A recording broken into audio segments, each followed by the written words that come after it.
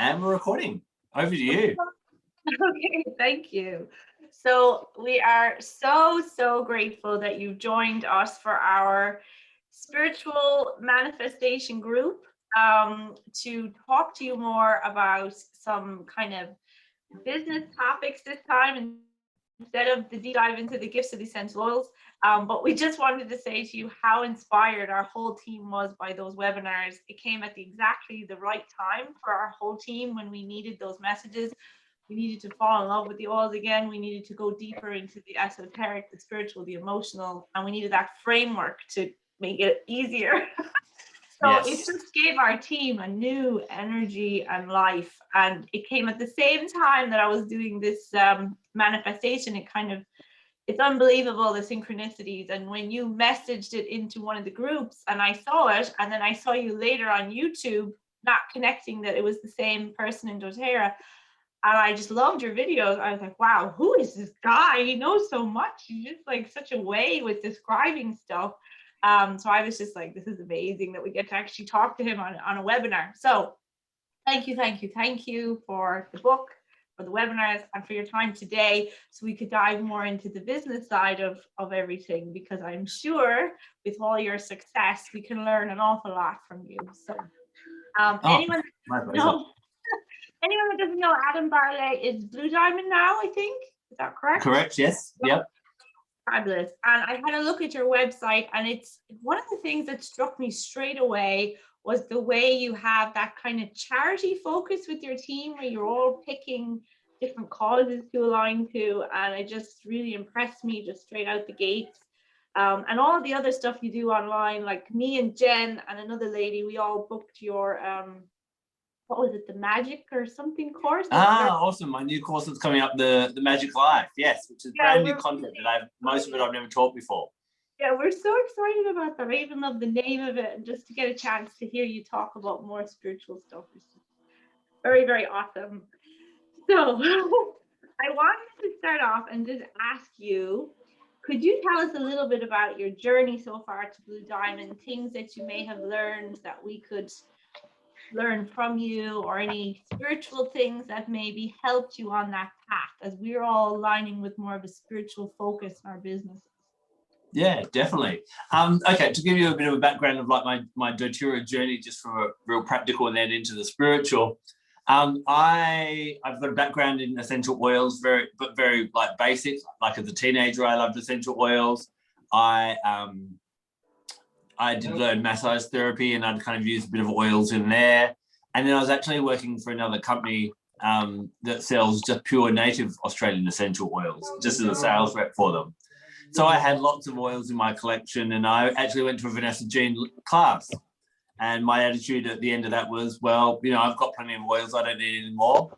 But I'd put some frankincense on my wrist. And for the rest of that day, I was like, and I kept smelling it. And so for me, I contacted, it wasn't Vanessa who invited me, it was someone else who invited me to that class. I said, hey, don't need any more oils, but I want to get that frankincense. Can I get that off you? And so she said, yeah, sure. And she explained it was cheaper for me to get a membership. So I'm like, yeah, whatever, just hook me up kind of thing. So I got my frankincense, and at the time Australia sent out, whenever someone enrolled, a product guide as well. Do you guys get a product guide when you enroll? Do you know it? Yeah. Yeah, we get some kind of catalog and some, I think. Yep. Hold on, I might just mute someone there. Okay, cool. Because I've become a really big fan of that, because it was actually the product guide that we just threw on our coffee table, and one night started flicking through and going, oh, they do this, and oh wow, laundry detergent, body wash. Oh, that body wash sounds nice. And so that's where I started becoming a consumer in that kind of way. So that's always been a really valuable thing, because when we love doTERRA, we vomit as much as we can to people, but they're, you know, like me, I just want my one thing. All I want is my frankincense. I don't have, my life's too busy to listen to anything else.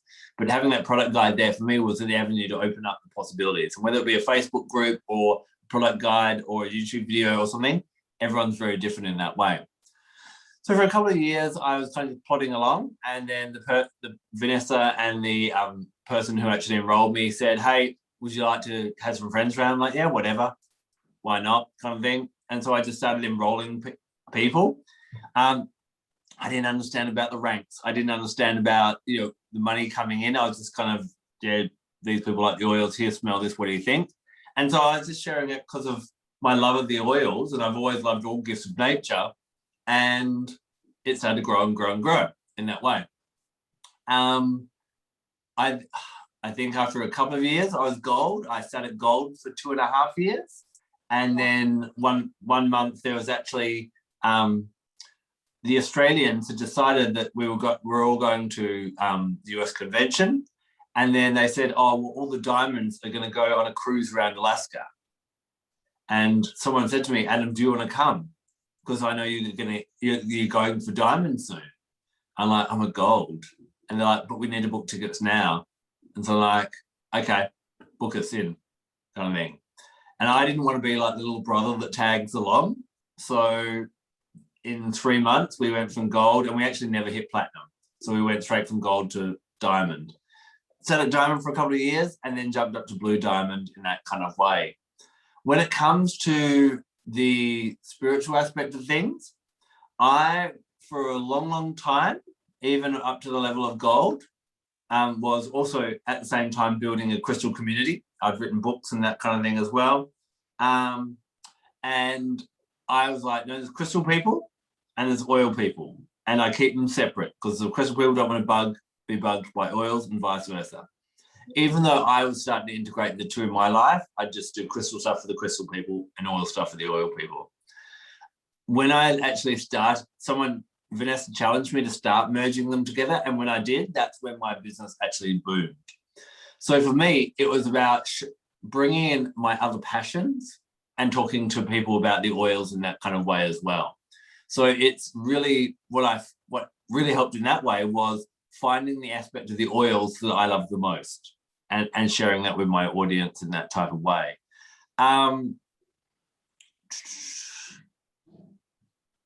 There's a lot of, when it comes to spiritual manifestation and that kind of thing, a lot of people are like, you need to do the visualization, you need to have the rollerblades, you need to have the vision board and all those things. They're vital. But sometimes they become the excuse of not actually doing the work.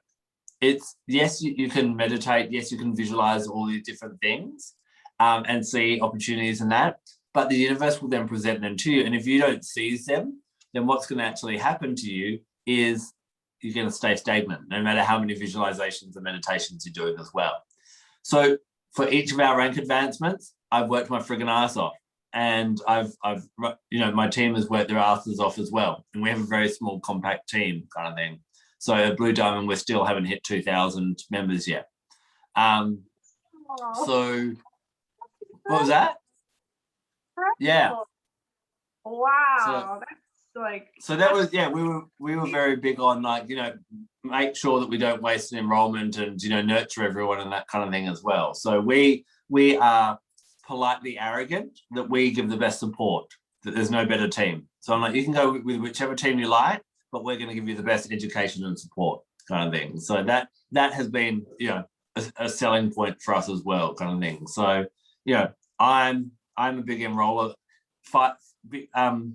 7 years ago, no one would have known who Adam Barralet was. He didn't have a YouTube channel, he didn't have any books, any kind of thing. So I built all that. But I still have other massive enrollments. You built these products and this online presence since joining doTERRA. Pretty much, yeah, or just before. Yep. So I short story, grew up in Perth, moved to Melbourne on the other side of Australia. Then we lived in Toronto and New York, and then 7 years ago came back to Australia. And before then, I'd worked for like big companies, nothing to do with spirituality. And when I came back, my first job was in a crystal shop. And that's when someone asked me to write my first book. And so that's when my love for oils and crystals and animals and astrology and all that went from being something I did to my main source of income. And I crossfaded into doing that kind of thing. So, yeah. So 7 years ago, I didn't have a following at all kind of thing. So. When you joined doTERRA as a customer 7 years ago. Yes. Yeah. Yeah. Oh. And when did you as a customer, and for want of a better term, as a nobody kind of thing. so So that's fabulous that we can watch you and all the success you have now that's blossomed by being a doTERRA advocate as well. That's inspiring. yeah. Oh yeah, thank you. Yeah. Yeah. What do you think, like the things you've done online, which ones do you think have brought in the most? And I have a guess in my head, but I want to hear from you. Which one was like the best lead source for you? For me, Yeah. to be honest, it's probably Facebook, but I've done that the longest, followed by YouTube, and then Instagram is now picking up. I don't have a big following on Instagram just because I haven't done it as long, kind of thing. So was that your prediction, or were you guessing YouTube? I was thinking YouTube because I just thought your YouTube videos were top class and like good quality, great content, so different. So I thought it was all being driven from that. But yeah, that's interesting. Yeah, the thing is why probably I don't get it so much from YouTube is people that go looking for a video on lavender already have the lavender kind of thing. Whereas Facebook, I created it's all about crystals. Oh, and here's some oils kind of things. So that's about capturing a market that's, you've got to be careful that you don't, and I hear people getting really resentful because they do something online and all they get is bloody doTERRA people kind of thing. So that's where you've got to look at where can I find an outside community and show them that oils are relevant. So it doesn't have to be crystals. For me, it's crystals. Some people might be babies. Sometimes it might be cooking, doing that kind of thing. That can help to bring in people that aren't using doTERRA. And I liked when I was watching your videos and obviously the book and the webinars was that you were talking about some really esoteric stuff like angels, and I can't even remember some of the other stuff. There was like it was really beautiful for me because I'm into all that kind of stuff, and to see that a leader can be themselves and talk about all these things, because like I've been into that kind of stuff for the last like 3 or 4 years, more and more, even before, but more and more. But it wasn't something that I would have shared ever on my business groups or my customer groups. I would have kept it very like skincare, teeth, low tox living, all the practical, what you do with the oils. And so now this whole month has just shown me, you can actually step into that space. And listening to one of the webinars, I think with you and Jessie, where she said she was afraid to do the deep with the plants because she's not a spiritual person, maybe like you or Vanessa. But then she was like, but you can do this and stop telling yourself like these limiting beliefs. And when I heard that, I was like, okay, that's another message that I need to own this space as well. And I honestly think the more people who are standing up and promoting the oils in that way, the better it is for the whole world, for the whole community anyway. So very much so. And it's very, there are that many people that are teaching, like the physical well-being. So I'm guessing that this group is a bit of a spiritual manifestation kind of group. There's a big frigging gap of who's doing, like there's not a lot that do the emotional or the spiritual side kind of thing. So apart from Vanessa and myself, there's Jessie Reimers in Australia. There's Desiree Mangendog, who's in the US, and Amanda Porter, who used to write the Emotions book, but doesn't write that anymore. She's just released a brand new book as well. Those are probably the only people I know in the doTERRA circles in 10, what have they got, 10 million members that are actually teaching anything about spirituality or emotions. And some people don't like Vanessa, some people don't like me, some people think Jessie is too young and too sweary, some people think Desiree uses too many oils. So there's, people are going to like and gravitate to other people. So everyone who's on this session right now, if they love spirituality, if they can tie in the oils and bring their own flavor to it, then that's really going to resonate with some other people. Do you know what I mean?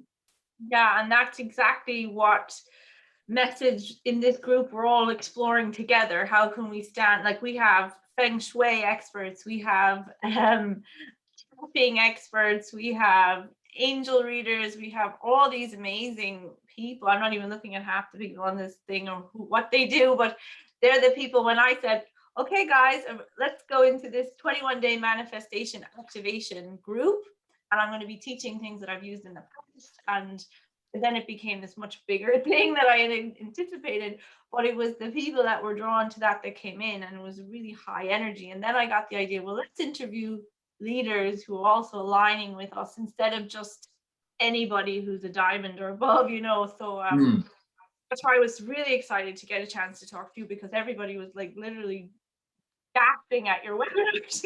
I would come up with this stuff.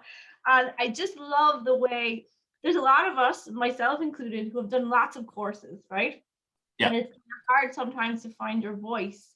How do I make my message? And watching you was like watching art, when you were bringing in the crystals and the angels and the spirit guides and the plant knowledge. And it was like, whoa, because it just connected. Everything made practical sense, but also energetically and more emotionally. It was like, oh, because I found it sometimes when I'm reading the emotions books, it's like, well, where are they getting all this information? It doesn't really, I don't know, it never resonated with me as strongly or as practically how to use it, I guess. That's why I felt like. But the emotions book has sold millions of copies, and we aren't there with gifts yet. So there is going to be different, that's why I think that's like, I spoke to Jessie, and Jessie mentions me a lot on the podcast, because I'm like Jessie's biggest cheerleader, that we need different voices. Like the fact that you said feng shui, I would freaking love if whoever is a feng shui person and they're doing a lesson on feng shui and oils, can you let me know? Because I want to be on that, because that interests me.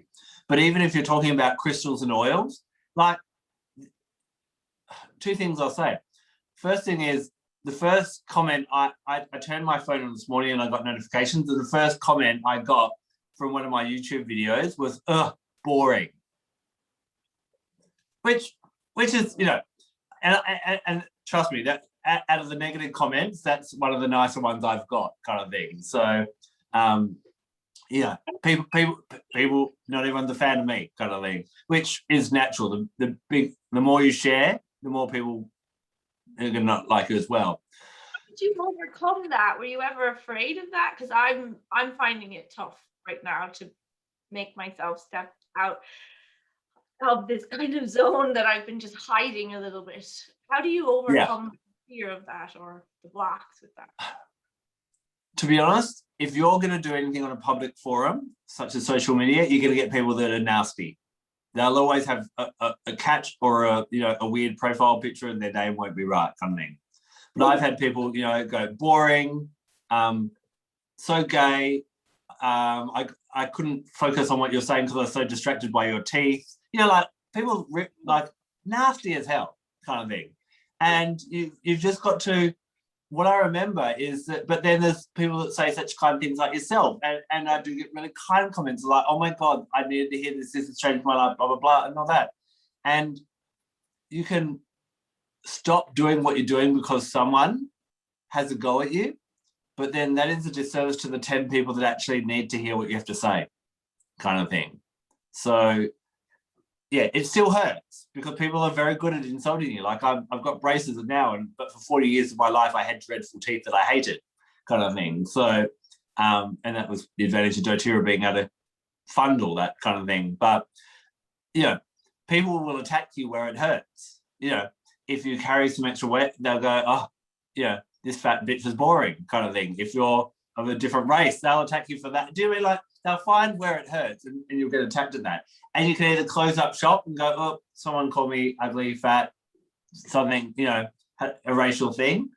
Or there is not a celebrity in the world where everyone loves them. Do you know what I mean? So what I'm learning is to deepen the connection with the people you really want to deepen the connection to. Yeah. To show up and be more vulnerable and show your real self and tell the things that you really are into, and that hope that those messages are getting out to the right people, but let go of the ones that are not going to resonate with you anymore. So that's the big lesson. And you are a great role model for us for that, I think, because of the way you're doing those YouTube videos and you're sharing all the different things you're into. It's just really inspired me and the girls so much. So thank you. And this is what I said this morning when I did my manifestation ritual. I said, guys, if you could just spend a couple of minutes a day saying nice compliments to people on Facebook and YouTube, just like wherever possible, do it, because it'll just dampen down some of the negative trolling and just the craziness that we all see all the time as well, and it'll make the people keep showing up for us that we appreciate. So true. So true. Yeah. So The other thing, oh, so I was going to say, go the on. other thing I was just going to say as well is for each of us, our relationship with the oils is almost like a relationship, like a romantic relationship as well. And you're kind of talking about how how am I so enthusiastic and blah, blah, blah, and blah, and all that. You've got, like a relationship, you've got to keep on falling in love. So there is that risk, 7 years with oils and that kind of thing, it can get a bit monotonous. But it's that having that, keep on exploring deeper and deeper of whatever avenue you go down with the oils, you've got to be the eternal student kind of thing. So I will constantly be buying other books, getting other inspiration. Some books I find rubbish when I get them. Some they open up brand new opportunities. Jessie, I love some of the stuff Jessie says, gets me off on tangents that I didn't realize. She found something about that people in the First Nations people in America, where Arbor Vitae is, would use the branches of Arbor Vitae to sweep away sadness. And I didn't know that. So I'm like, oh, well, Arbor Vitae is about that strength and sweeping away, like all these different things come in. So just keep on diving in and falling in love and finding new ways to love the oils and use the oils in that way. And I think that's from you pulling in all the different stuff that makes me see the practicalities of where you're getting this from, made me fall in love. And Vanessa Jean, just the way she talks, her language, it's just like artwork. It's like, oh my God, it's so uplifting, So we each have like these unique skills that we can bring to teaching about the oils, and we just have to find what that is. And then, as you said, your business boomed when you did that. Because we can get there through sheer grit and really making it so hard, like I did, to get to diamond, or we could find the ease and the flow and the grace with it, and that's really what we want to be striving to do in this business. So yeah, and don't stress either. If anyone's listening to this at the moment and they haven't found what that thing is yet, just friggin' do something. I had no idea. When Tanzanite was my first ever YouTube video, I think. If you go back and watch that 6 years ago kind of thing on that crystal. And I was in the bush. I had someone holding the camera for me so you can watch the camera moving. I didn't have a tripod. I just winged it and did my best kind of thing. So it's about getting out there, trying it. Your first ones are going to suck. They're going to be boring. No one's going to probably watch them and that kind of thing. But you could wait until you find it and then get ready. Or you can just find it and learn along the way kind of thing. I'll probably look at videos I do now in 5 years' time and go, they were horrible. Do you know what I mean? But you've got to, find what you love, but, sorry about that. But share about what you love straight away kind of thing. Don't, it's not about finding the answer. It's about, it sounds cliche, it's about the journey, not the destination kind of thing. So just, people need to start going live today. Do a live video on something they love and the oils. Yeah, and I could pick your brain all day about YouTube, because you're one of the people that made me kind of go, okay, Linda, you're saying you're going to do this for a year now, just bloody get going. But I like the way your stuff is shot outside. It still has good sound quality and it's bright, good image, clear image. Are you using like a professional DSLR camera or a phone? Do you have someone doing it for you, or how do you do your videos? I'm using an iPhone 11 and a tripod that I paid $50 for. Okay, so something we could all probably already have in our hands. Yeah. We're doing that quality with. That's good to know. Okay, cool. Yeah. Do you like script your videos before you do them, or do you just kind of speak from the heart, or how do you find best to prepare a YouTube content like that? For YouTube, normally I kind of put it down on a bit of a Word document in points kind of thing. And what I'm going to do, you can see each of my YouTube videos I have in sections, like 2 to 3 minute sections. So I will read and just remind myself what I want to kind of cover, and I'll have tick points in my head. That works really well for me. I'll record that, stop, and then, read the next one, just make sure, okay, those are the 3 things I need to say about Palmarosa and how Palmarosa is good for the body. Off I go. And sometimes I get halfway through and I totally blank out and forget. So I have to do it again. All that kind of thing happens. That's a good thing about YouTube is you can re-record it in that kind of way. But yeah, if I'm doing a live on Facebook and Instagram, which is, you know, the algorithms love that, then, you know, you stuff up, you forget. It's all right. Do you So use it comes to your your head. personal page much, or was it more like a public page or groups? I pretty much used a public page kind of thing. I wanted to kind of keep my friends.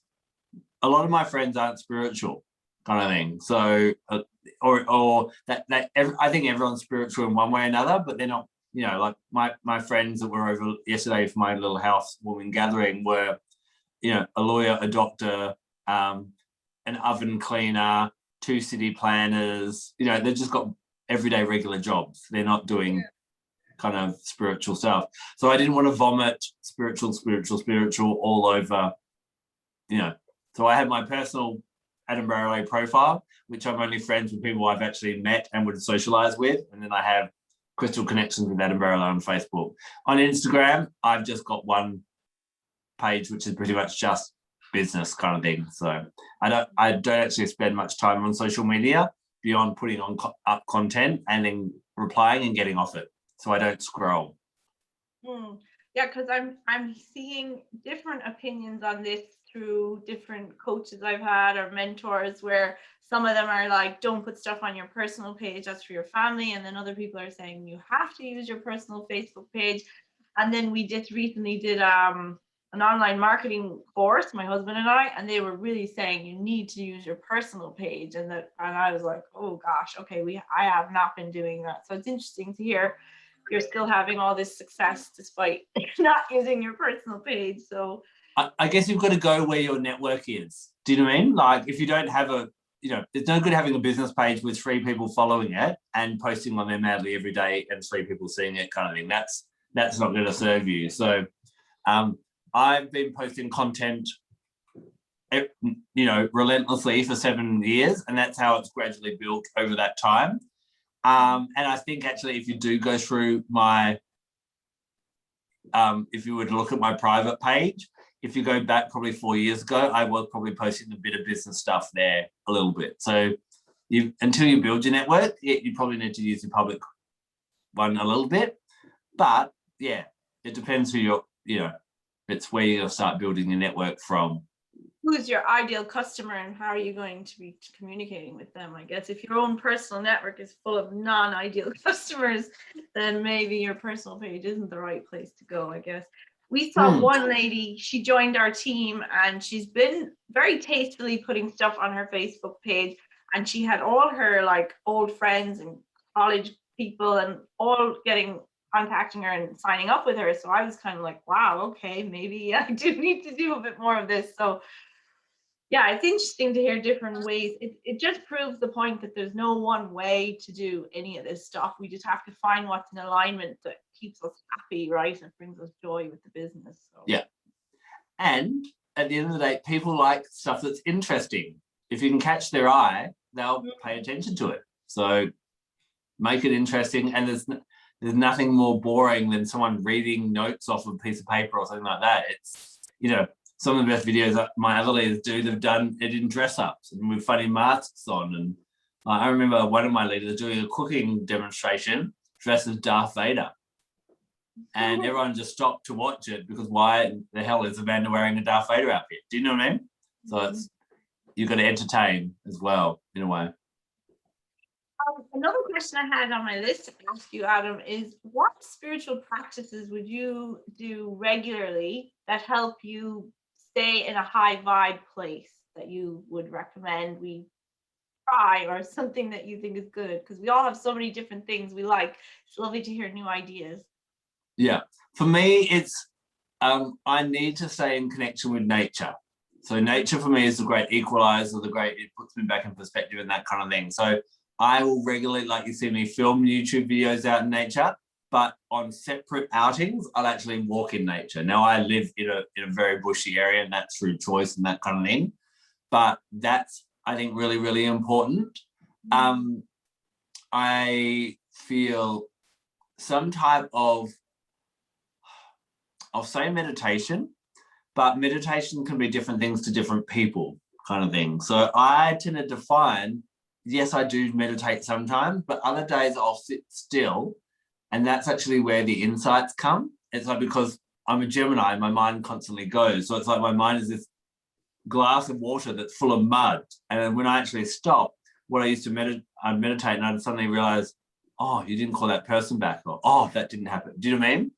But just create some stillness in your mind, and that's where the clarity comes for your physical well-being, but also your emotional well-being and your spiritual well-being. So like, I couldn't, for my first book, Crystal Connections, I couldn't think of how to write the introduction until one day I had an hour's drive with no intention of thinking about the book, and it just popped in. So it's, I think a lot of the time we feel that we have to do this spiritual stuff, and then we have our physical life, and it's about how do you merge those together. So as for spiritual practices, you know, like I use oils in it, you know, I easily touch something with the word doTERRA on it 40 times a day. So I'm always using my oils. I have very intricate systems of what oil I diffuse depending on the astrology and the day of the week and all this kind of crazy stuff kind of thing. All that kind of, I've actually have a lesson that I do sometimes called Why Adam is Crazy, because there's certain oils that I do on certain days. So I think it's about bringing so meditation or finding quiet time, finding time to bring that clarity, just for the mud to settle and you to get that and that kind of thing. There are so many benefits to nature. If there's a really great book called Forest Bathing and I'll put the author's name in the chat, which is Qing Li, I think it is Qingli. You can buy it on Book Depository.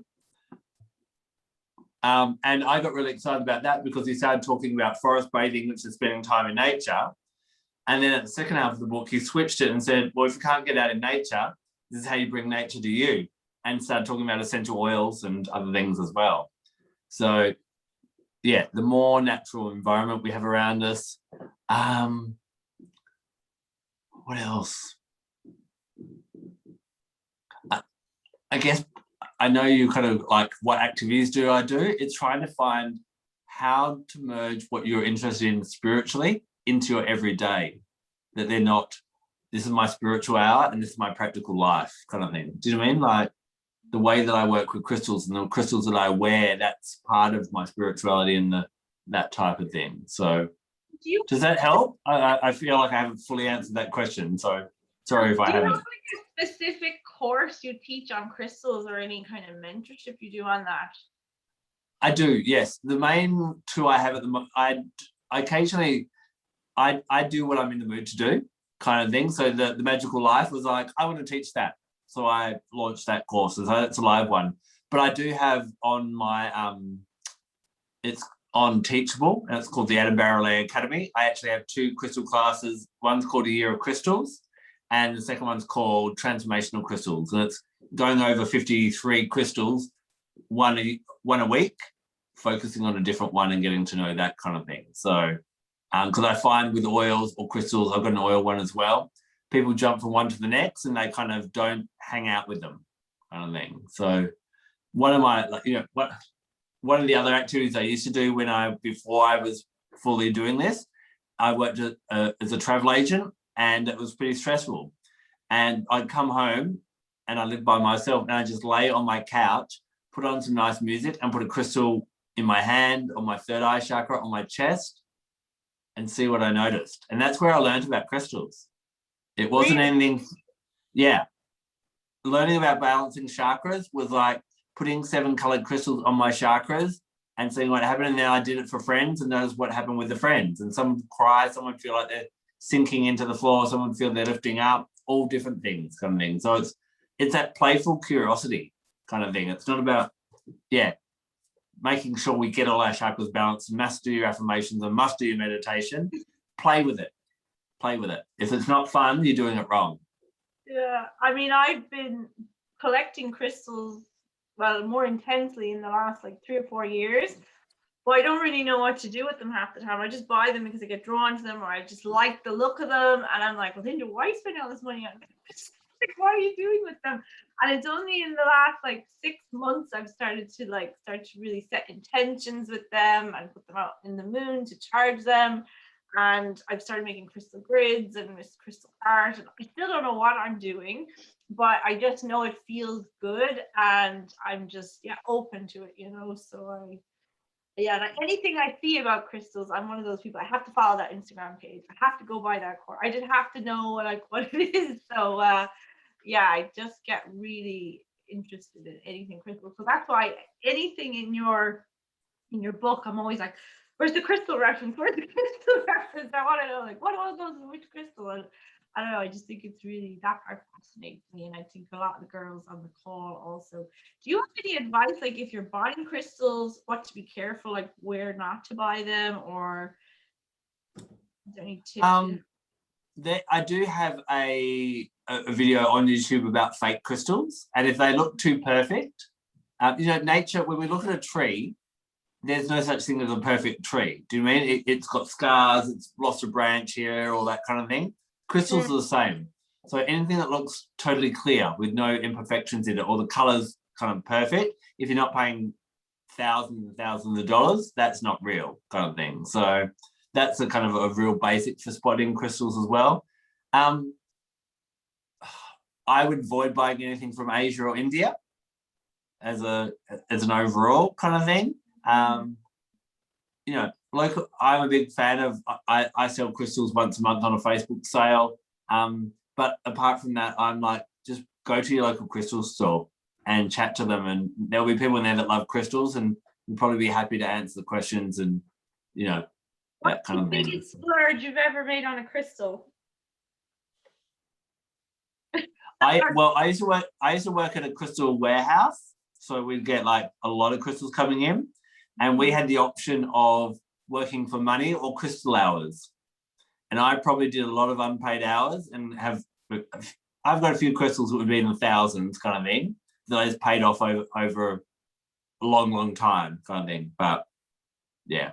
Wow. Oh my God. Probably I've got a big Lara or a big Libyan desert glass, a big kunzite that I've kind of, probably spend more than people would spend on a car, like a cheap car. You know what I mean? But, but I, the way I kind of said to myself, even then, when I didn't really know that the power that they were potentially able to give me and do for me, I just said, well, Linda, people spend money on artwork and you're not into that. So if this is your artwork, then just be okay with that, And so that's how I would allow myself to spend sometimes a bit more money on a bigger crystal. Do you think the bigger crystals have more energy in them, like that you would have spent that kind of money, or is it just the beauty of it, or why would you be drawn to those ones?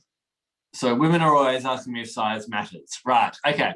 So when it comes to the energy of a crystal, some of the rarer crystals that are really quite potent, they only grow really small. So that if you're holding a crystal in your hand, the size doesn't matter, kind of thing. Obviously, the bigger the crystal, probably the bigger its aura or impact, kind of thing. So like a little tumbled stone is not going to have as much influence as a big amethyst cave in an area. So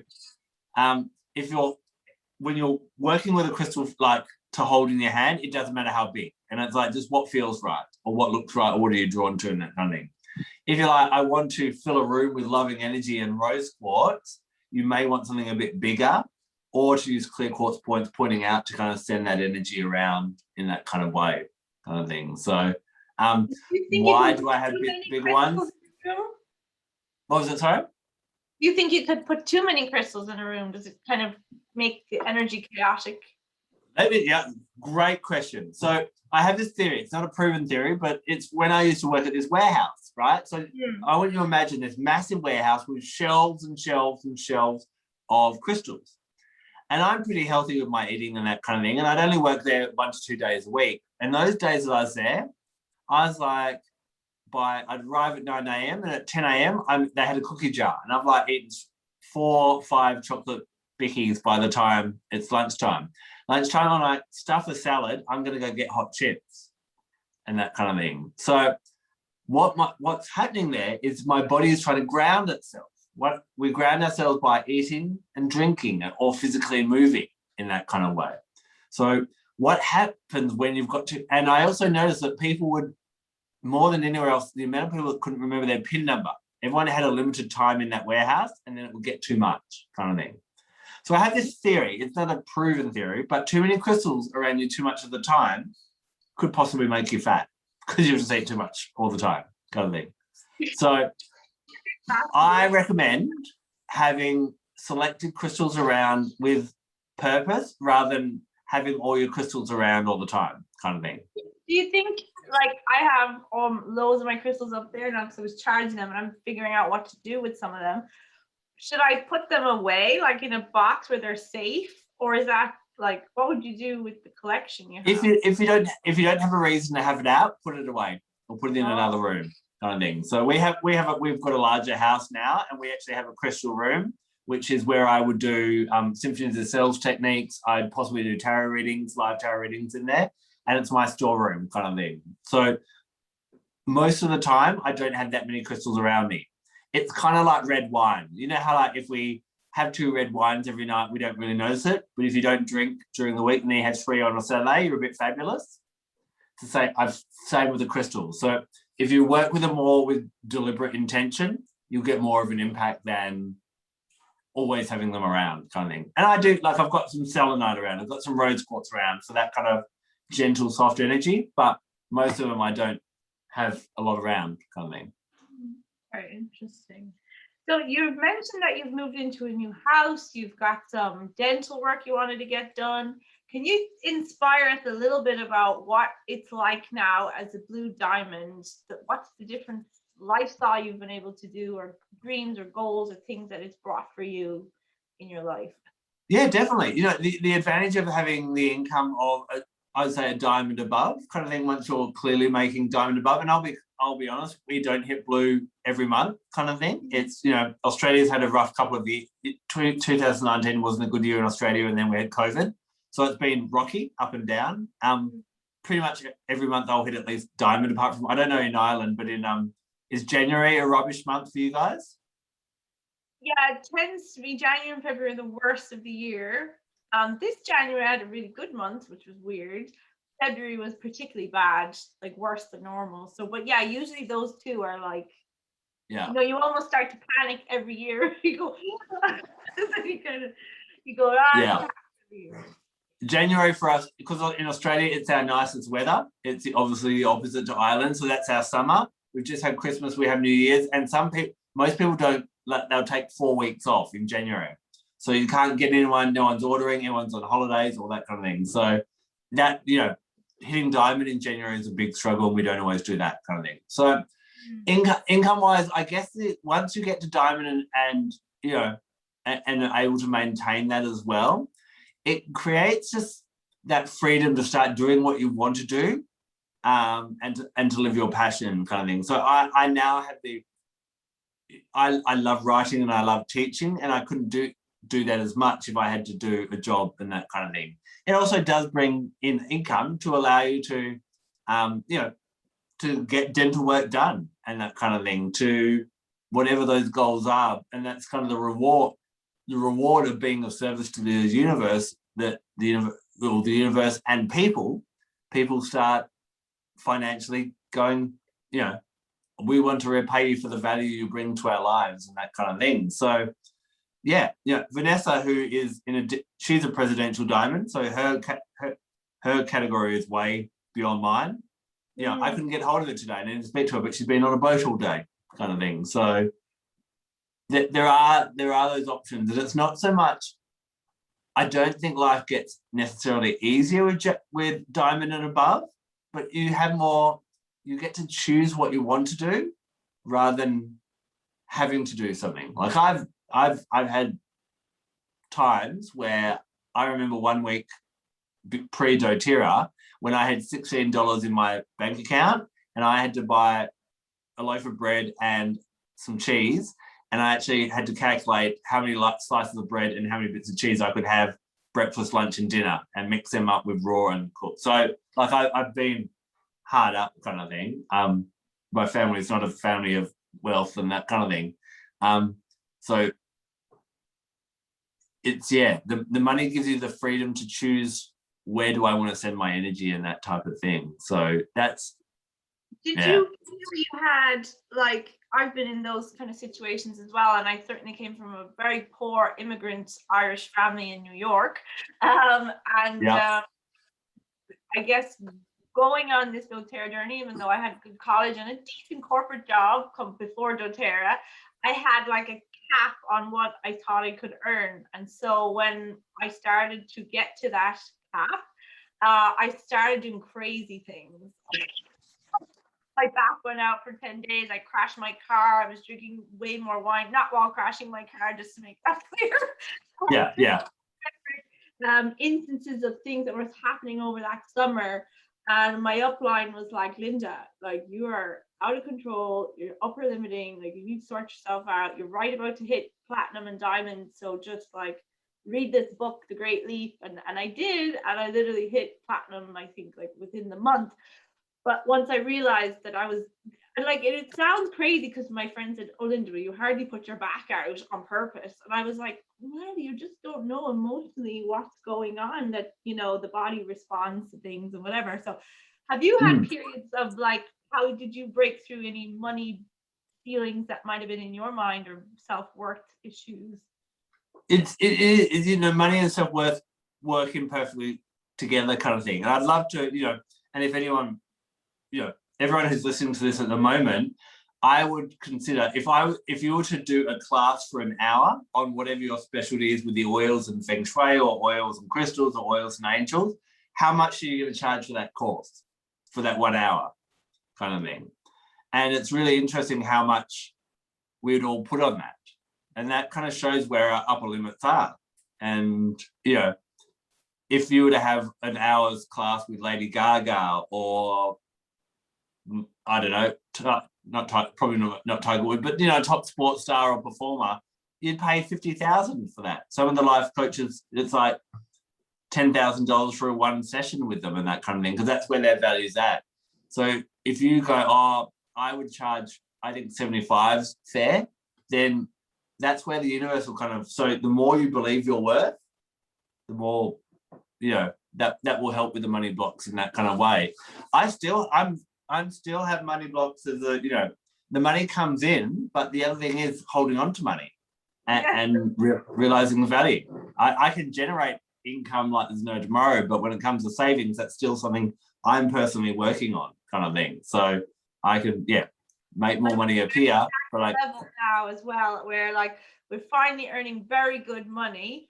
And you know, but it's just like holding on to it. It just doesn't seem to happen. So we're still having some of the same, we still don't own a house. And you know, our landlord that we just moved into this beautiful, lovely dream house that I definitely manifested wants to move back in. So we only like 6 months of like being peaceful and happy, finding a nice environment, and now it's like, oh, you got to go. So it's like I've definitely attracted that somehow. I think that unsettled house situation keeps rising its little head at me.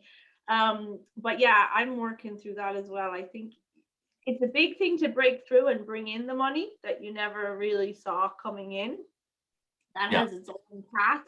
And then once you get there, a lot of times you got to look at, okay, I have to put this much money away for taxes. I have to put this much money away for my house, or whatever savings you have to be doing. So yeah, that's definitely for me a big issue. And I honestly think if I had less of those money blocks at the beginning, I would have hit the ranks a bit quicker, you know. So possibly, yeah. We all evolve. We have the saying in Australia that they're not called rank advancements; they're called soul advancements. And you go up the levels as you go through those different things as well. And that's why Bergamo Mint is really great. And you know, it was available in Europe last month, so I hope everyone got Bergamo Mint. Bergamo Mint is about having that value that you are responsible with money, because money is power.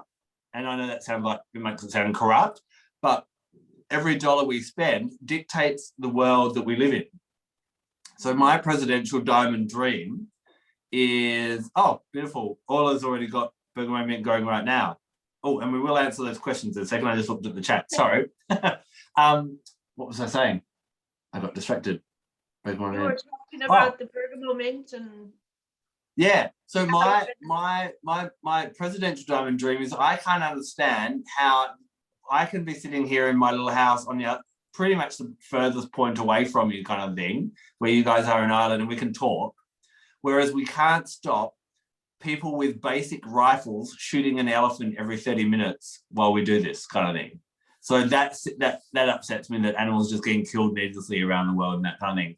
So that's where I want to siphon money. I want to buy helicopters. I want to, have anti-poaching units that have the best technology and all that kind of thing. That's what drives me. And the more money we have, the more good we can do. Money isn't a breeder of evil. It's an amplifier of your power. So it's about believing your personal power and that your mission and that you have something to bring to the world. And then money comes in and amplifies that. Because obviously I can't save animals with $50 as much as I could with 50,000. Do you know what I mean? So it's about looking at that mission, feeling that flame of that mission, whatever that may be. And for some people it's animals, for others it's nature, for others it's children with disabilities, it's whatever. And just going, that's what inspires me. And you'll hear a lot of the top doTERRA leaders, they often have this charitable thing because that's how they can make the world a better place. So that's what drives me. And that's why we created the First World Solutions, because we wanted to direct that type of energy. And that really got all my leaders honed in on what difference they wanted to make in the world. Yeah, I had never seen another team doing that on their website the way you had that. And it was like, wow, that's really powerful way you're building your team like that. So, that's why we're the best team in the world. And I love the whole, the way the Australian country has so many of you guys, spiritual teachers and leaders in the company. It seems to be really leading the way with that thinking. So it's really very, very inspiring for the other continents to watch you guys blossoming in your teams, Thank you. Yeah. So everyone's asking, and I was kind of thinking too, just to make sure that we don't make assumptions, if you're suggesting to use bergamot mint, would that be aromatic dressing or diffusing or just breathing it in or room sprays, or it doesn't really matter? Just using it on you, around you, and that will help. But it's about then doing that with that kind of conscious awareness of I have a powerful calling and I deserve the money to allow me to do that. And would you put a maybe like citrine, or does it would that help? Do you think if you would put your intention into a crystal with the bergamot and you're holding it and you're doing some meditation or anything? So with bergamot, I work with citrine a lot. With bergamot mint, I tend to work a bit more with there's a crystal called prayosolite, which is actually a green amethyst. I'll put it in the chat. It's Prasiolite, prayosolite, or even emerald. Oh. So one of them. And yeah, crystals hold the energy, and oils remind you of the energy when you re-smell it, kind of thing. I'm gonna write that down so I don't. I bought the other one you suggested, that charoite. Yes, this is really good for your luck. It's just good for general luck, is it, in finances? Yes, yeah. And also getting clear on what you're here to do. I'm just reading the comments, the questions. Yeah.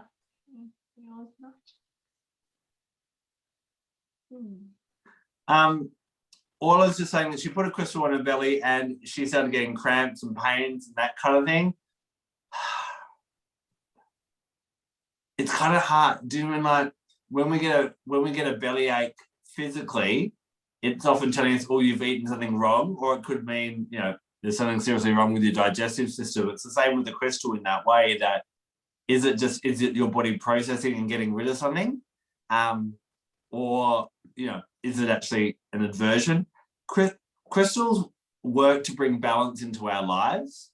So anything from nature brings balance, and it will do that whatever is the easiest way. So I'm not going to say, keep putting it on your belly and experiencing pain, but maybe work with it slowly, kind of thing, in that type of way.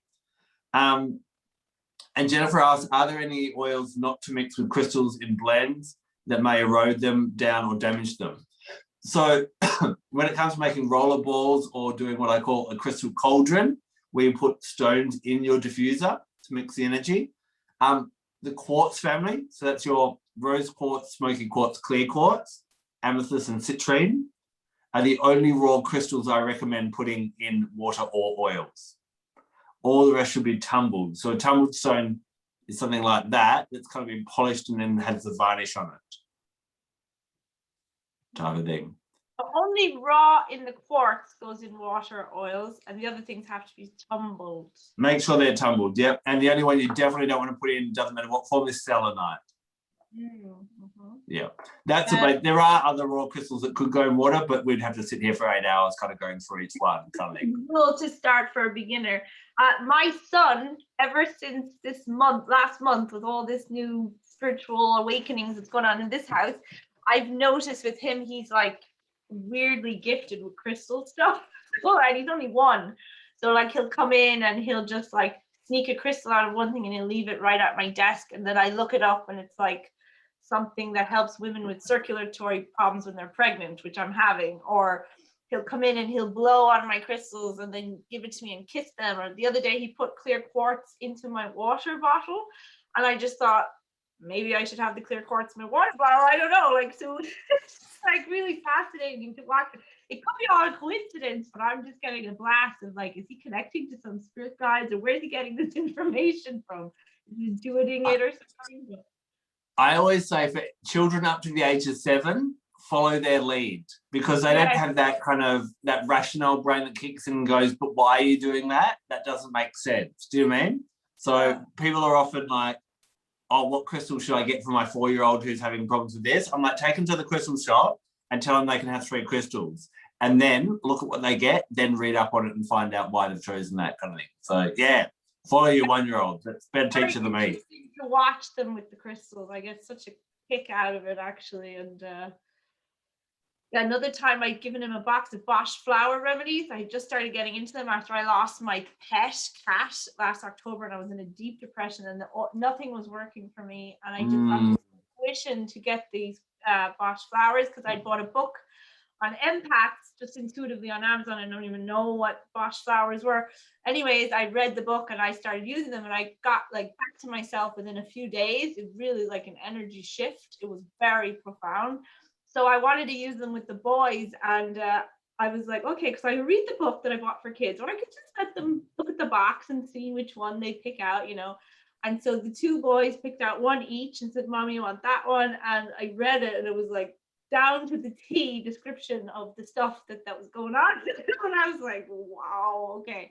Yeah. So really cool when you watch kids intuit things. It inspires me to try and be more childlike, you know, and live more in the joy of life and less of the fear and trusting the intuition. And that's what we've been talking about. Just do what feels right and have that childlike joy in it. And as soon as it gets hard, you've gone up a dead end, you need to reverse out and go back on the joy street kind of thing. So that's same with the business. If it's there's hard work, but I worked long hours, but I actually love it. And, you know, me and my partner talk about it all the time. Like, you've got to stop working and you need to kind of chill out more. But I'm like, but I love doing this kind of thing. So I'm lucky I have a partner, because I'd probably work harder if I didn't have someone saying, will you come and spend some time with me? But that's where you need to get to, where you're loving it that much kind of thing. And then it's hard work, but it's fun, hard work. You can tell that you're such a hard worker, and I love you're very organized. You're inspiring me to kind of use more of a booking system, and you always have your stuff straight up on YouTube, and you're just like, even though you're very spiritual and very kind and generous in your nature, you're very like practical too, like, and organized, it seems. So that's been interesting to watch about you as well. Because what other strengths do you think you bring to your business that might be more like from a man, what a man would bring to this business? Or because I know my husband will probably watch this and be interested to hear. Yeah, okay. What kind of the masculine energy can you know, I think the dance between the masculine and the feminine helps kind of thing. So, you know, having the practical in the organization definitely works, but you also can't be too rigid. That if I'm always toying with different things, so I try something, and if and I'll put in a system and I'll try it. So like we used to do, a class every Wednesday. And if I start seeing that people aren't rocking up, then I'm like, okay, let's break that habit and let's get into a new habit, which is that more feminine flexibility and that kind of thing as well. So it's in my astrology, but I am like, the more organized you are, the more you can get done kind of thing. So everyone has their different, sometimes it's lists, sometimes it's post-it notes, but it's about, I use Google Calendars, like I've got reminders in my calendar that remind me that I need to call insurance companies to change addresses and that. I can't remember, is it Calendly you're using or one of these booking systems that you use? I got terribly wrong and told my team, go and book all the classes. You did. And I ended up being an asshole having to cancel these people. Yeah. You were pre-recorded that you were just running them like, just pick some slot, the way a lot of online people do that. That's why I thought there was so many. But anyways, I love how I got a text even today or yesterday or 2 texts to remind me about this meeting. It was like, God, Adam is on his game. He's got all this like organized. Imagine if we had that with our customers and like our business partner meetings and stuff. It's definitely something I'm going to be like the front may appear organized, but still there's organized chaos. I forget, like I've just realized while talking to you, I had someone enrolled 2 weeks ago and I still haven't sent them a welcome pack, which should have gone out a couple of weeks ago. Just do your best, and again, it's just get out there, do your best, and you're gonna stuff up. Like you're gonna forget things. I get messages on a daily basis going, Adam, you said you'd email me 3 days ago and I haven't heard from you, all that kind of thing. And they're like, I know you're busy, but just do the best. And the amount of typos, my partner is an eagle eye for typos. The amount of things I've posted on social media where I've like not changed a word or I've mistyped it because I've been in a rush, we all stuff up. But again, if there's anyone listening to this in the business. So go on. Does your partner work with you in doTERRA or no? He did for a little while. He's a graphic designer, so he's the one who made the slideshow, and he actually designed the book kind of thing. Oils and crystals are my passion, not so much his kind of thing. So the other great thing is we've throughout our relationship had this. When we lived in New York, I couldn't work, so he supported me. My goal was as doTERRA grew was to retire him from work. He helped me with doTERRA, but now we're kind of swinging the pendulum where I'm like, what do you want to do, babe? I'm earning enough for us that you don't have to work, but you've got to do something with your life. So what do you want to do? So he's toying with that kind of thing. So he's helped me in the past. I know that sometimes there's people, lots of women especially have dreams of retiring their husband. I've seen that turn bad more than it's turned good kind of thing. Men need a purpose. So if they're going to retire, they've got to work out what they're going to do after they retire kind of thing. So unless they're like, they love freaking oils as much as we do, then they don't really need to manage your back office. That's not a 40-hour a week kind of thing. Do you know what I mean? So retire them so they can do what they love, not retire them so they can become your cook and your cleaner kind of thing. Because a man without purpose, it's worse having a man without purpose at home than a man at work that you only see in the evenings kind of thing. Yeah, absolutely. And me and my husband do this together from the very beginning, and it's definitely brought its challenges to the relationship, but way more positives. And I think we're much closer and stronger couple because we've had to see some of the behaviors that we bring up in a work relationship that we wouldn't have had as just a romantic couple, and we respect each other. Yeah, and Jonathan for me is he has skill sets that I don't have. We complement each other really, really well kind of thing. But you see these dream couples of like, they've got the man and the wife working together in doTERRA, and it's like, oh, I can't wait to have that. And that just you don't have to have that kind of thing. That if that's not his dream, then don't try and force it on him kind of thing. It'll be there's plenty of women doing it by themselves, plenty of men doing it by themselves, plenty of couples kind of thing. So doTERRA gives you freedom to do what you want, not what everyone else is doing. You can see, like, even if you're not doing it with your own romantic partner, in a lot of the strong teams, you'll see like people that start partnering up with their upline or downline to do projects and courses like you and Vanessa and like Seth and Rod in our upline, and you just see they kind of gravitate towards someone that to bounce ideas or do a creative different project, you know. So it's not like you're alone because you don't have a partner doing it with you. You can still find these connections and stuff. Yeah, there's always people. Everyone in your life has a different purpose, and your partner may just be there for, you know, affection and romantic kind of things, and then you'll find someone else to fill that creative void kind of thing. If your partner's not that, that's the romance and the business stuff in that case, I think. Whereas when you're working with someone, you tend to talk about work all the time, so you have to literally say to each other, right, not tonight, we're not talking about any more work stuff tonight. I think that's what we have to do a lot. Yeah, I'm a terror around August and early September because I can't wait for doTERRA Christmas and when they release the new oils. And Jonathan plenty of times said, shut up about freaking oils. Stop talking about it. As we're laying in bed, I'm like, I think I know what one of the oils will be this year. I've got this feeling. It's like, shut up, I don't care. I think so.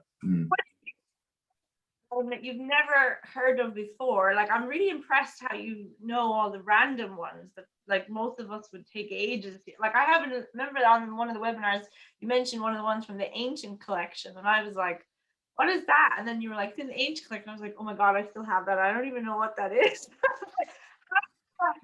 Even venture, like, what do you start researching, or do you use your own knowledge of plants and animals? Like, what's your way of figuring out the oils like that? It's a combination.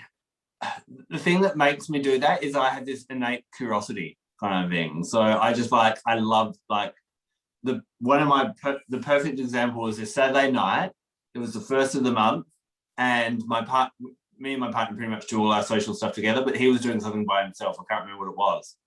And then in the early afternoon, I hadn't decided what I was going to do this Saturday night. And then doTERRA launched in America Summer Savory as their oil of the month.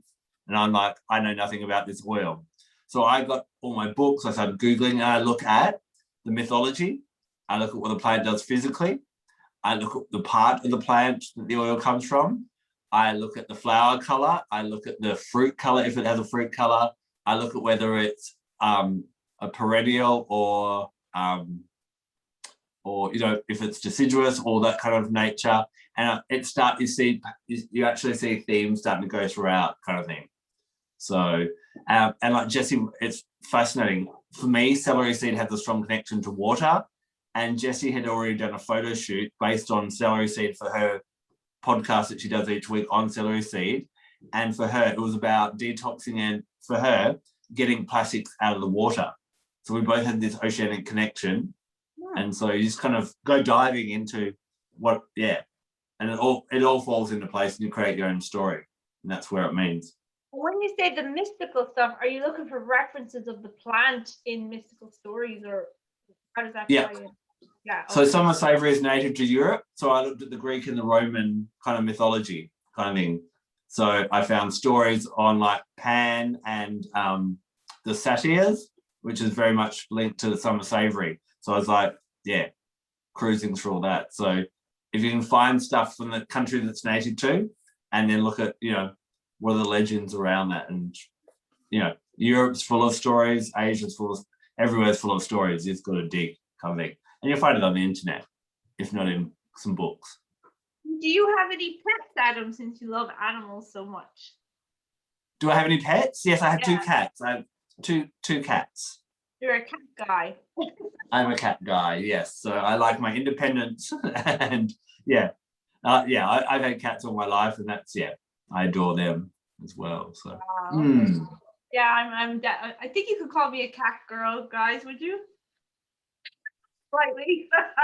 I used to breed and show Persian cats, and they became like my big passion. And stopped doing that when I had kids, but I still had 6 of them because I couldn't let them go, my favorite ones. And I just love their energy. I pulled an oracle card, a new one that I got about animals and what was it? Animals and guardian angels. One of the girls recommended it was by Diana Cooper, who I've only just. I thought it was, her Animals and Angels.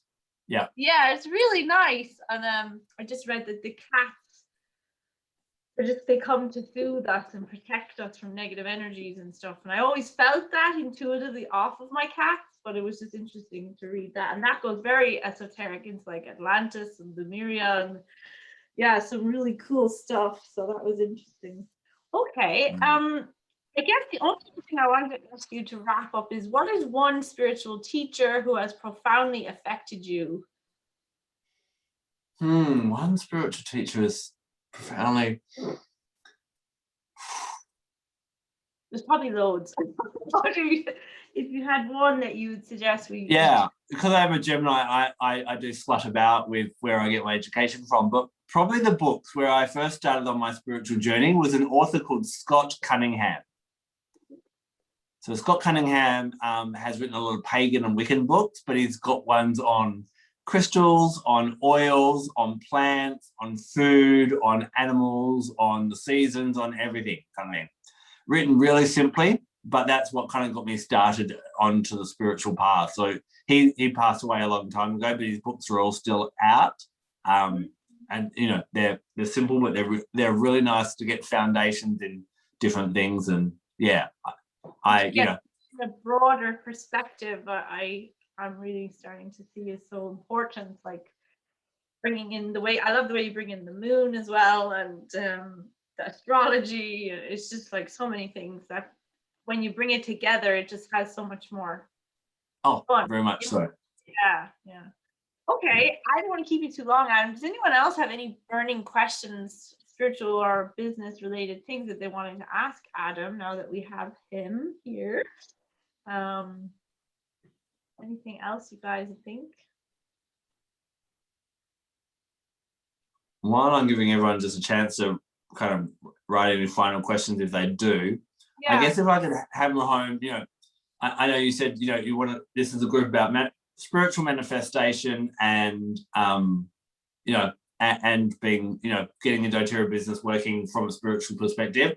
I guess the main point I'd really like to hammer home is it's about going on a journey of what brings you joy with the oils and showing up and actually starting to do that in the world. You're not going to find it and then do it. That's not going to work. I still am perfecting and changing, and it evolves over time. So what I would have told you it was 5 years ago, it's very different to this year. And it's about being consistent. I have followings now of over 100,000 across my social media platforms because I do things every week, if not every day. A little live, a little YouTube video, a little thing, a little newsletter, and that kind of thing. So it's just getting out there and doing it. And it's like, you don't do it all just by waking up and being a celebrity. It's bit by bit by bit. Another video, another live, another post, and that kind of thing. And people are just know that people are watching when you are putting stuff out on social media. And then suddenly one day, someone reaches out to you. I had people enroll with me who said, I've been watching him for 3 years and I just saw that post where you said, you've got a good deal. Can I enroll today? Like, why have you not spoken to me in 3 years? I don't know who you are, but they've been watching you. So just keep on getting out there and doing it. Every post that I do, I love doing it. So you've just got to find out whatever. I talk about whatever I want to talk about. I don't have like I'm going to go the A to Z to oils, because if I get to cassia and I'm not in the mood to talk about cassia, then that's going to be really dry in that kind of way. Yeah. Okay, a couple of links I'll quickly share. Anything you would do while you're writing that to get yourself back in alignment with a good vibe if you've been thrown very badly off of it? Like I've been the last couple of days having some serious emotional challenges, and I've been teaching this course and I've been using my stuff I'm actually teaching. But any tips you have when things go really off track that brings you back quickly into alignment, I would love to know. I'm starting to use the lemon resonance. I've been starting to use the lemon resonance app. Do you know the resonance app? No, I'm not familiar with it. I'll have to check it out. Okay, you're going to love this. So the lady who created it, she could channel this famous composer that she was like just a regular artist. She could only read sheet music with her piano, and she went on holidays to Europe, and she went to some tomb I can't remember the exact name of the composer. But anyways, when she got back to her hotel room, she said she could start to hear this man's voice, and he was telling her that he was this composer. And she did a Facebook video on this, but it's very hard to find, but I did uncover it because I knew she was channeling it. And I had this like breakthrough that year of all these people coming into my sphere of awareness who were mediums. And so I was like, I bet you she's a medium. So I found this video, and she tells truthfully, yes, I channeled this information. But anyways, the point is she went from being a sheet music reader to someone who could intuit the sound, the resonance of plants. And she was able to write beautiful compositions of music because she said she was channeling this man, this famous composer. It's a really crazy story, but it's really cool. Anyways, she has an app that you can now get. You used to have to buy her DVD from America or CD, and it was like annoying. But now you get the app on the Play Store or the iPhone, Apple Store or whatever, and it's like $5 or something like that. And it has, I think, 12 oils, and it's the sound of what the plant would be like if you could hear what she hears. And Wow. she said, yeah, it's so powerful. So I think the lemon one for me just brings me into such a deep, and I've been visualizing and manifesting stuff my whole life, but that has brought me to tears, which I've never experienced when I'm just doing things normally and with the Linda ways. So yeah, definitely that would be one thing I think you'd really resonate, knowing how much you love plants and esoteric Janara, stuff. thank you. She put the link in the chat, and I've just clicked on that link, so I'll check it out as soon as we finish out. So that's cool. That's awesome. I've been doing that the last couple of days because something really weird was going on, and it really helped. If you have like a heavy hitting, what do you do when something goes wrong in your life? Yeah, just go back to it. Yeah, so wild orange is a great oil for reminding you what brings you joy that doesn't rely on another person or another thing. So because if you rely on another person to make you happy, then you hand over your happiness to someone else. If you rely on another thing to bring you happiness, if that fails you, then you don't find it. So it's how can you generate happiness? And for me, it's nature, teaching, studying, like learning. And so if I'm in a shit mood, one of those three things will pick me out of it, kind of thing, and bring me back to my alignment. Yeah, that's what brings me joy. I just love talking. Kind of thing. Yeah, I remember when my cat passed in October, it was like the best pet I've ever had, and I've had a lot of pets, and I went really like very sad about it, very, very bad. And I noticed this had never happened to me before, but I literally didn't want to be near my children. I didn't want to be near my husband. I wouldn't answer the phone for about 3 or 4 weeks.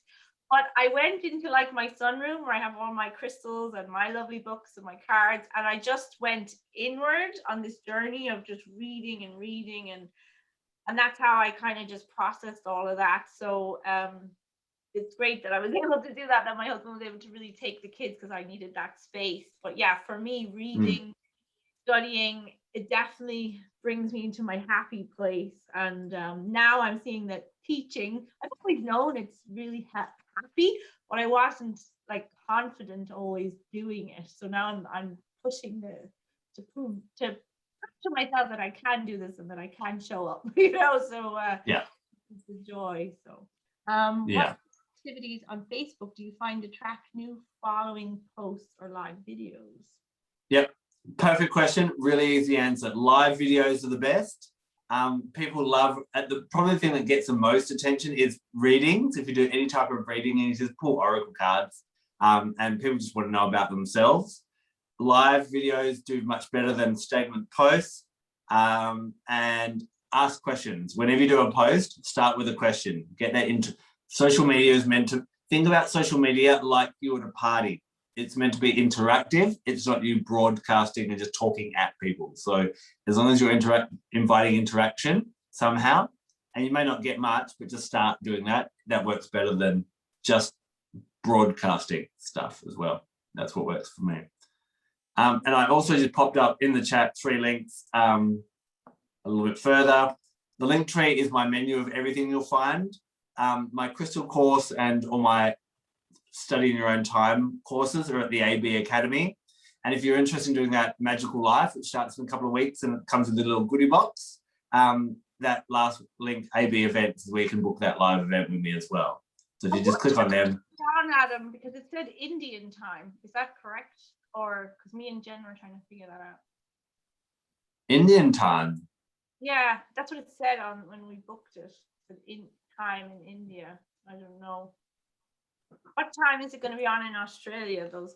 It will be on 2 hours earlier than it is right now. Okay, so right now it's like 1:30, so you're talking 11:30. Yeah, your time. Okay, so it just probably said India. Maybe we are the same time as India. I don't know. Maybe we're not. I think I might be the same time as India. I'm not sure. I don't know what happened there. Sorry about that. Right. So it's 11:30 a.m. for us, 2 hours back, and it's going to be once a week. Is it for 6 weeks? Or 9 weeks, half an hour, nice and short. Because we've spent too much time on Zoom, so let's make a nice prompt, quick bang.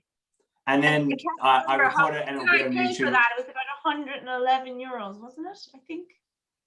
I don't know the conversion because I've got it all in Australians. Yeah, yours was around, what was the dollars? $160 or something, was it?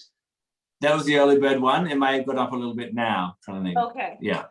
I paid around 111 euros anyways, and I'm really excited. 9 weeks of Adam for half an hour, getting to hear more of this Adam stuff.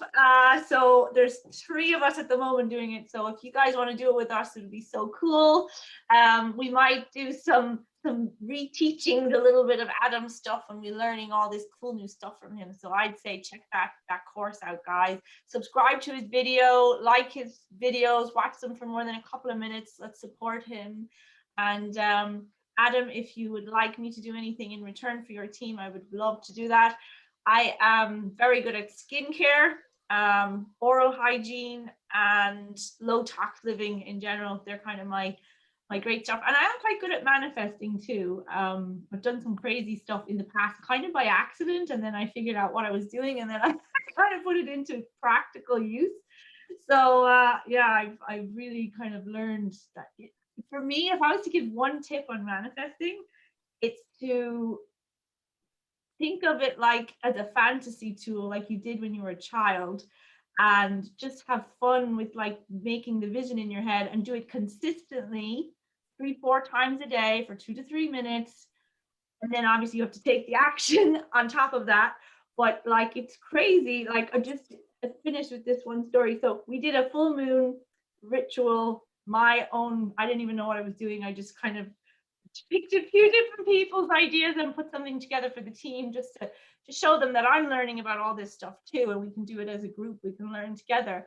But that night I set an intention, and with my kids, and we all held a crystal, and my intention was that we would as a team all reach our goals this year, and that I needed to find a new spiritual leader that's aligning with my vision right now. And I went outside the next morning, I brought in my crystals that I left outside, and I get this phone call, and it's from a lady who like had seen me up on a mind, body, and soul event online, like, because we don't have the face-to-face right now for the last year. And I've had the same video on that website for a year, and I've paid, and I haven't got one lead, but I didn't want to take my business away from the owner because he's struggling now, you know. And so I'd kind of forgotten about it. And anyway, she's like, oh, you know, on the thing over the weekend, and I am a Kundalini Reiki energy master and a hypnotist. And there was like 1 or 2 other things she did. And she was like, I really want to learn about low tox living and skincare.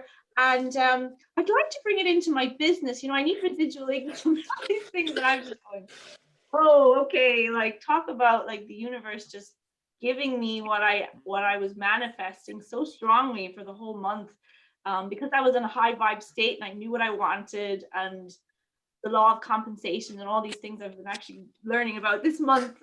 So awesomeness, really great stuff that you can do very quickly when you are in the right high vibe state. Definitely. If you'd like me to do any talks for you, please let me know. And okay, definitely. Let me sit with that for sure. Definitely. Any other questions, guys? Are we finished? I think. Thank you again, Adam, so much. And we're excited to do this magic course with you. My pleasure. Well, yeah, if I can help anyone, just reach out to me. But I'm going to let everyone get on with the rest of their day. And it's bedtime here in Australia. Oh, yeah. What time is it there now? 8:30, but it's been a long week of moving house, so early nights are needed. Morning person, Adam. or night? I'm both. I'm both. Oh, that's good. That's a good way to be. I like that answer. I like Yeah. that. Flexible. Yeah. Awesome. Right. Thank you so much for having me. I really appreciate it. It's been a pleasure, guys. Thank you. Thank you. All right. Bye, Adam. Bye. Bye. Bye.